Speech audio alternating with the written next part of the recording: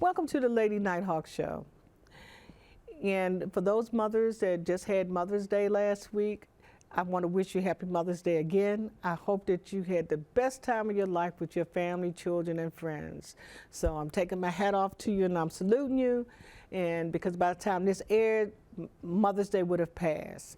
But I want you to know that you always are dear in my heart. You mothers out there, whether you're young or old, that I wish you a happy Mother's Day. And if you have, older children, I really take my hat off to you because I think that sometimes the younger kids are better than the older kids. But anyway, that's my opinion. My kids love me and they do a lot for me. But I'm just saying that now they're at the age that they have their own opinions about things, where when they're younger, they have to do what they kind of tell you to do. And all my kids tell me, I am grown. Okay, I mean, they don't say it negatively, but they just let me know that, now I'm an adult, okay? I understand you trying to talk to me, but, now I'm an adult, okay? So I can make some decisions, and if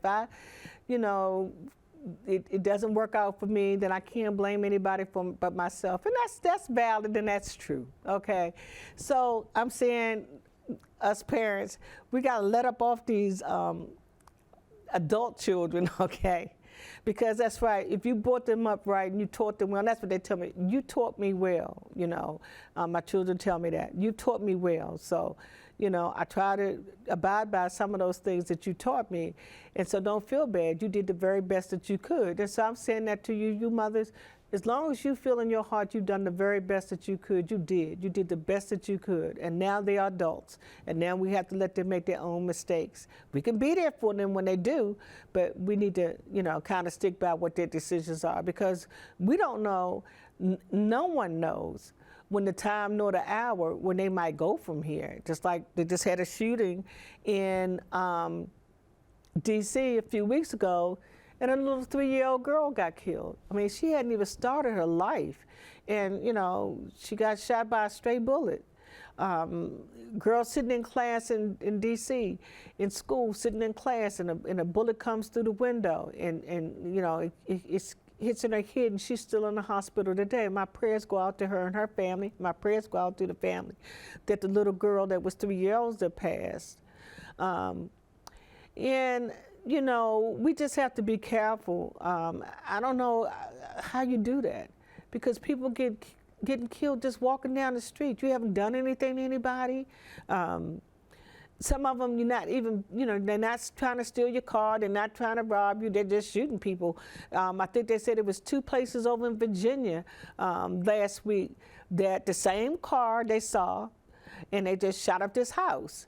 And then the next 2 days, the same car in another neighborhood over in Virginia, they saw, the person just shot up the house. So you're in your own house minding your own business. You don't know who this car belongs to when the police shows them the car. They don't have any clue on why somebody would pick their houses just to randomly and shoot. So you can't even be safe in your own houses. All I'm saying is that we have to be vigilant and watching what we do, where we go, and make sure be aware of your surroundings. That's so important. Also, make sure when you get in your car, you lock your door, okay? That's very important, because sometimes I know that I sit in my car in my driveway and I think that I'm safe, but my son said, no, you're not.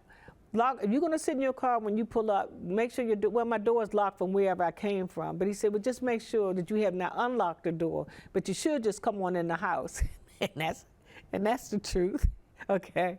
But by the time I wanna go in the house, I wanna be finished doing whatever it is that I was doing, and I can just go in the house and I can chill. But you have to make sure that that you lock your car doors when you get inside your car. And also, if you're by yourself, I've seen this, that people will have that other window wound down, the one on the right-hand side, where nobody else is sitting in the seat. You can't do that anymore. Don't wind it all the way down. Just leave it halfway, because if you stop at a stoplight or stop at a stop sign, somebody can easily reach their hand down in your car and open up the door. And I'm gonna tell you a true story. Years ago, when I was going to the University of UDC, and it was like snow that was just falling on the ground. And I had just hit just before the campus. I was like 2 streets down from where the entrance was to get into the school parking lot. And I stopped at a light. My door was unlocked. The lady at the light, she opened up my door and sat in the seat. True story. Now, first thing that went through my mind was, don't cuss this lady out, because I don't know if she got a mental problem or not. But I asked the lady, would she please get out my car? And she said, well, I'm not going to harm you. But she said, but I've been out here for so long that I'm frozen. Can you just give me a ride up the street? And so, you know, I immediately go in prayer mode. And I said, okay, so what's up the street? Because up the street could be all the way up, you know, Connecticut Avenue, Wisconsin Avenue. It could be all the way up the street. I don't know where you mean by up the street. She said, no, it's the next 2 lights, and it's not going to take you out your way. If you could just drop me off there, I would appreciate it. It's just that I can't stand the cold. So I prayed, and I took the lady, and then when we got up to the next 2 lights, she nicely got out the car.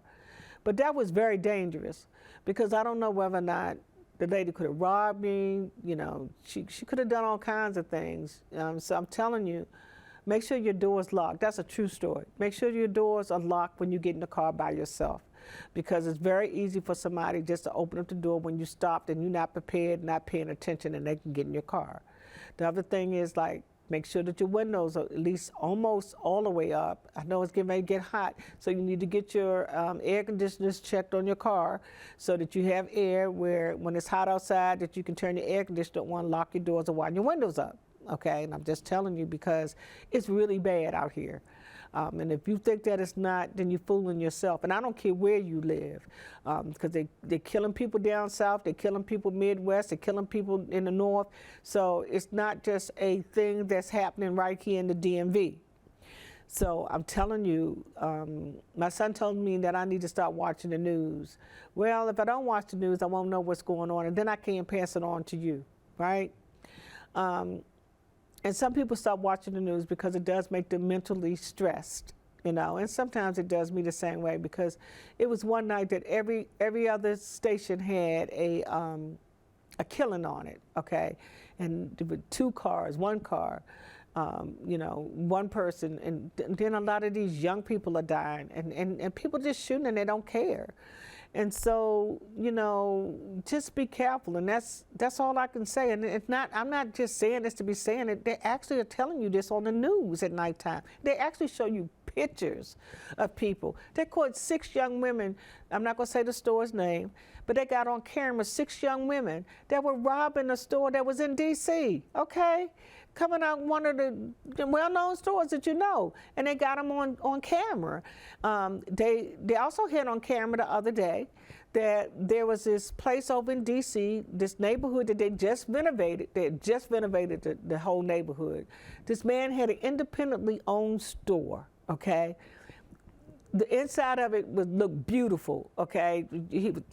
Shelves were stocked and everything. Now, they didn't take any products out, but they did. The camera that they had on the outside actually showed where they had taken this truck, rammed it to the front door 3 different times, and the 3rd time, the whole, you know, where the door was just broke. They went and they stole 2 ATM machines. They had it on camera. 2 ATM machines, and they stole the cash registers. Now, that's the first time I heard them take the ATM machines and the cash registers, but they showed you that they had taken the 2 ATM machines and they took the cash registers out the store. And they had just renovated that store. I feel so sorry for that store owner. And because it was like a community project to make sure that that area was renovated. And it was just a couple of days. So, you know, they're showing us different things. Sometimes I think the news shows us too much because maybe we didn't know that they had a truck that rammed into the door. You know what I mean? Because sometimes I think that sometimes on the news they kind of tell us how to rob people and how to break in and take ATM machines and so forth and so on. Just like it was a thing I told y'all about that, you know, your keys, you know, and how they actually showed you at the end of the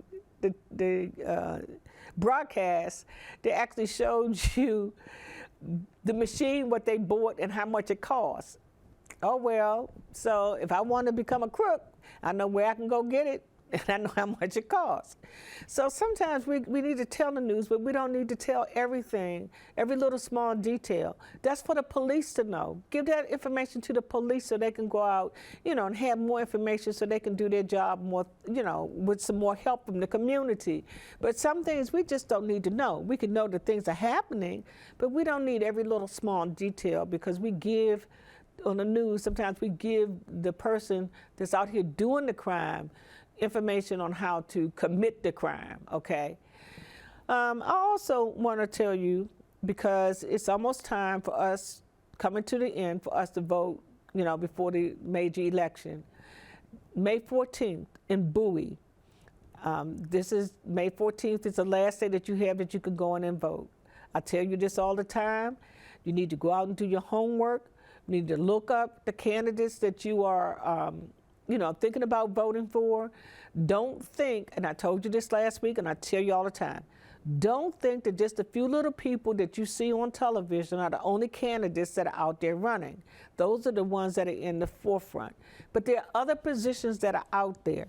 There are people and other candidates that are out there that are running, okay, for office. So you need to know in your area who's running for office. Are they doing what they said they were going to do? Are things getting better or are things getting worse? Okay? So please do it before May 14th. If you did not do early voting, because that would have been done by the time you see this, then please mark on your calendar May 14th. The polls close at 8 o'clock, okay? Find out where your poll is in advance. Make sure that you're registered to vote, okay? This is a very important election year, and I can't stress that enough. May 14th is the last day that you can vote for the primary in this area. And the primaries kind of give the candidates an idea of, what the real election is going to be when it comes time for the elections to come around. Like with the president and the vice president and the ex-president, and some of those other candidates, they're telling us that these numbers are one thing, but then somebody else on another channel will tell you that the numbers are being skewed so that you're not sure about whether or not that candidate that you want to vote for is really correct, okay? So once again, what do you have to do? You have to do is check the information for yourself, okay? Go out there. It's public access. You can look up anything that you want. You can Google anything that you want to know, okay? Now, I'm telling you to do that about these candidates. But I'm also going to tell you, and I'm going to flip it, okay, because we are doing these general elections, and it's very important. Please, young people, get out there and vote. You waited so long in all your life to get to the age where you can vote. Now you can vote. Get out there and vote in this general election. Please do that, especially if you live in Bowie. And then when it comes time for the elections in November, please get back out there and vote and do your homework. Just don't say because I said, or my mother said, or my daddy said, or my cousin, or my best friend said. No, look it up for yourself, okay? This is your democracy. This is what you are standing for, what you think that needs to be done. Not what somebody else thinks, but what you think that needs to be done or corrected. Or if they're doing everything right, so be it. You don't have to do any homework. You just go out there and vote for that candidate that you think is doing the right thing, for you, because that's what democracy is all about.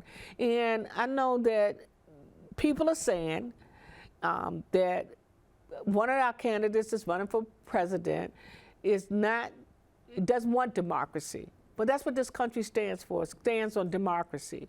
But they don't want democracy. And we saw that in January 6th. When they, stormed the Capitol. That's not our country. We don't do those kind of things. It happened, and it happened under their watch. But that's not something that we do. So that's why, for our democracy purposes, for our democracy, we need to make sure that we get out there and vote. And vote for your candidate, not somebody else's, not somebody that somebody told you was a good person to vote for. Do your homework. That's all I can say to you. Look them up and then vote on your own. your thought, your mind, your heart, your spirit, that that's the right person to put in office, okay? So that's enough about the general election. I did tell you that I was going to come back and let you know, and I'm not going to tell you the whole story because I told you the whole story last week when my co-host Sierra Eagleston was on here with me about the skimmers and how bad they were in Prince George's County. I'm just going to give you the part that I told you that I was going to update, okay? The skimmers in Prince George's County is really, really bad. Bowie is on the map for one of those places that is being scammed with the skimmers. Then high district, places where they have a lot of people that come in and shop, okay? So there's highly populated areas that they're putting these skimmers on. Now this is the part that I said I was going to update. Because when I talked to you, when I talked to the person I talked to that particular night after I saw it on Channel 4 News, and you can go out there and Google it, I called and I changed my PIN. I told you that because I didn't know what it was going to do, but I did that. I changed my PIN.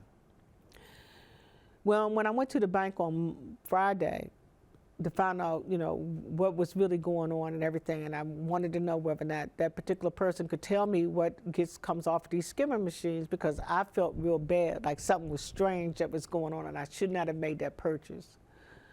So what I was told is that every store does not tap, okay? So you can't go by tap. The information that they get, if it forces you not to be able to bypass putting your PIN in, that's one of the indications that you know something is going on, okay? Because you should be able to bypass your PIN if you're not making a cash purchase. But what happens when you insert your card that I was gonna tell you about is that it gets your name, it gets your PIN number, and it gets your address, okay? That's if you insert and you put your PIN in. Now, if it forces you and you don't want to put your PIN in and you insert and it tells you that you have to swipe, now this is the most dangerous part of this whole three-step scenario. When you swipe and you can't bypass the PIN and it makes you put your PIN number in, once you put your PIN in, it takes your name, it takes your address, your phone number, it takes your PIN number, and it takes your bank account information. It takes the routing number, and it takes your account number. And it has your phone number, and like I said, it has your address. So it has any information that it needs about you that they can go out and use and make phony IDs with, okay? So I'm telling you, I don't know if I told you the last time, that you need to stop waiting for your bank account. Well, because the lady said to ask me, do you just wait for your bank account statement to come? I said, nope. I have a whole process that I use, and I check periodically. I don't even really, I look at the statement once it comes. She said, well, that's a good practice. So you need to, right now, if you live in Bowie, and you don't know whether or not, one of the stores that you went into, because you can't just shake. They tell you to shake, try to pull them up and all that other stuff, but that's not necessarily, they got more sophisticated. So that's not necessarily going to be true. So the best thing for you to do is, if it tries to make you enter your PIN and you're not getting cash back, don't make that transaction. I'm telling you, don't do it, okay? Check your statements, yes, but check, you can call and I don't do mobile anything, to check on something, but some people do online banking, okay? They said check your online banking periodically, especially in this area now since we know that these skimmers are here, okay? Check your online banking frequently, and also you can call your bank and get the automated system, and it'll give you, or some banks has a real live person that'll come on and talk to you. So I'm saying to you, call right now. If you live in Bowie or anywhere in Prince George's County, check on your accounts and see whether or not those transactions that you have made are the transactions that you made, because it would be very bad for you to go into your account and all your money is gone. So please do that, and that's with the skimmers, okay? Now, with that, I'm going to move on to another topic, okay? We're living in trying times, and mental health is a big issue. And sometimes we don't even realize that we are as stressed as we are. And one thing about mental health is that they tell you to check you. You need to take a rest. You need to do a self-evaluation of how you feeling, what's going on with you, okay? You have to pamper yourself every now and then. You know, if you're really stressed out, because stress can kill you. If you're really stressed out about certain things and some things are on your mind and you're not quite sure, you know, what to do about it, go talk to somebody, okay? There's always somebody that you can talk to. You can talk to your priest, you can talk to your rabbi, you can talk to your pastor, your church, you know. You can talk to your best friend if you feel like the information, or they can listen. You don't have to worry about it being spread all around the planet, you know. Your mother is probably one of the best people that you can talk to. Your dad, if he's alive, mine is passed on. Talk to your dad, talk to your best friend. If you feel like I said, that they're not gonna just tell all your business. But sometimes you just need to talk to somebody. Sometimes you just need to let that stuff that's building up in your head and making you paranoid and, you know, just making you feel funny. You don't want to eat, you know, you're sleeping all the time. Those are some of the things that'll let you know something's going on. You're sleeping all the time. You're not eating like you're supposed to. You're focused on one thing that keeps going over and over and over in your mind, and you can't think about anything else. I recommend that you go see somebody. You could talk to your doctor, you know, and maybe she could refer you to somebody. But mental health is something that we really, really, really need to take seriously. These commercials that are coming on for these kids saying that, you know, it's a mental health commercial, but it says that the streaming, you know, is really, you know, ruining their lives. You know, I mean, at 12, 13, 14 years old, you talking about something that's ruining your lives. You talk about streaming is ruining your lives. Why is that? And if you have a young child in your house and they're telling you that streaming is ruining, ask them why. Just don't say, oh, that is not doing anything, you know. If you don't know what they're talking about, sit down and have a conversation with your children. Sometimes that's all it takes, is a conversation. Let them know that you care and you love them, and that you're trying to find out about what is going on in their life, that this phone is taking so much of your time and it's making you so depressed and so stressed that some of these kids are actually killing themselves. So we can stop that, parents. We need to sit down and talk to our children, and we need to find out what's going on. What are you stressed out about? What are you depressed about? Start paying attention to their habits. If you know that this is one of your children, you know, happy-go-lucky, and they're always doing something positive, and they're happy, and, you know, and then all of a sudden, you see them sitting around moping. You see them come in the house, and the first thing they do is they put their books on the table, and they go in there and they lay down on the bed and they go to sleep. And then it's time for them to eat dinner and do their homework. And then you see this mopey face on it. That's a clue. That's a big clue for you to. Now it's time for us to sit down and have a conversation. Because I done seen you do this for 2 days. Okay, I thought it was going to pass. Now it's going into the 3rd day. We don't want to wait a week, because by that time it might be too late, because we can't read minds, okay? Same thing that happens to young people happens to adults as well.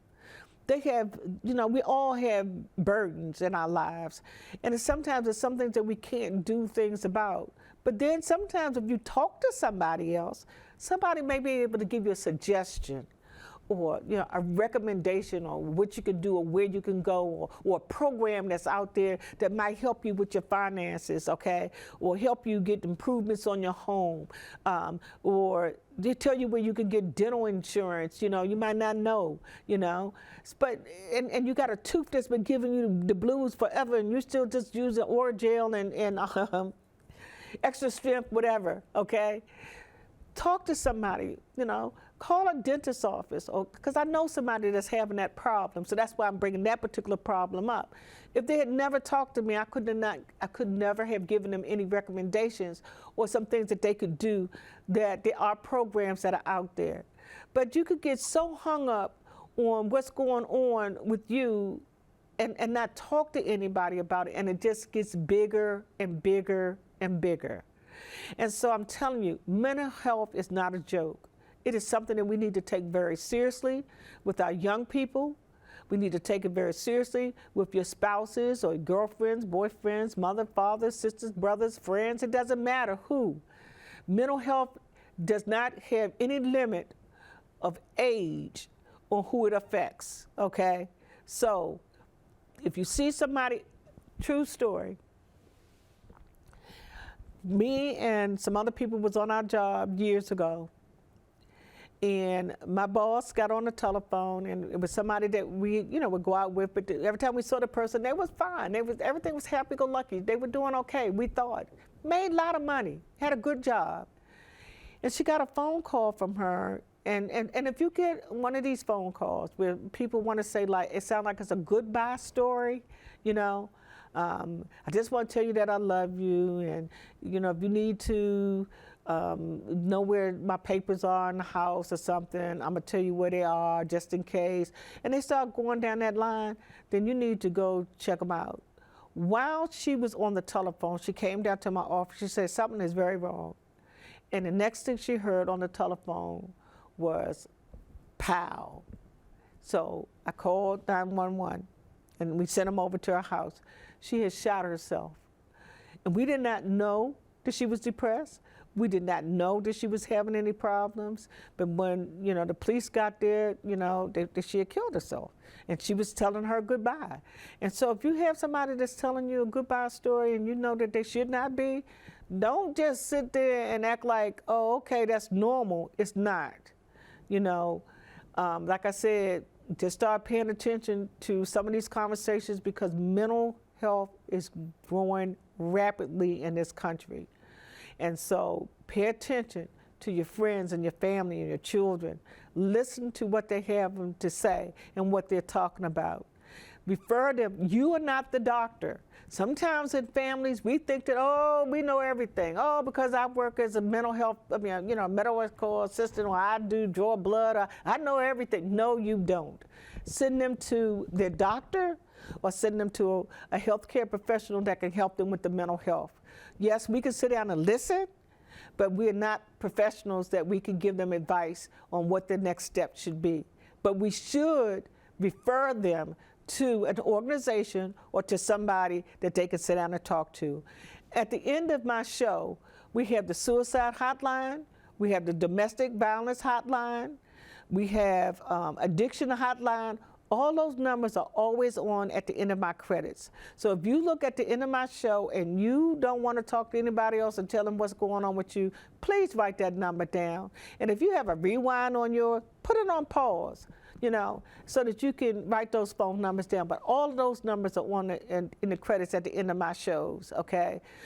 Because, I could tell you some more stories, but I think that it's more important that you listen and then you refer, okay? Keep that in your mind. Listen and refer to a person that is able to really help this person, a healthcare professional, that not just a medical assistant, but a doctor or a psychologist or a preacher, or rabbi, a priest, somebody that they can talk to and give them professional help. It is so important, because mental health is running rapid in our country as well.